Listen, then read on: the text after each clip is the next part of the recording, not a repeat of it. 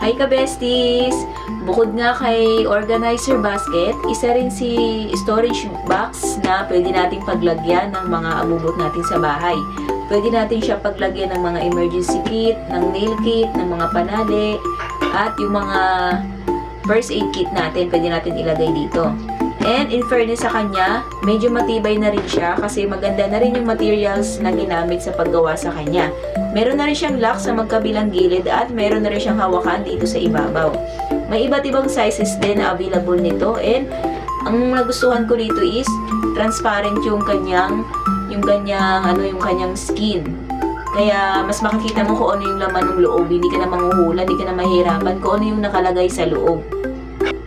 At pwede rin natin to paglagyan ng mga clothes, ng mga toys ng mga anak natin, at kahit mabigat yung laman nito, hindi mapuputol yung kanyang handle dito sa ibabaw. At kung naghahanap din kayo ng mga ganitong product, ilalagay ko na lang din yung link dyan sa yellow card. So, yun lang muna for today. Bye!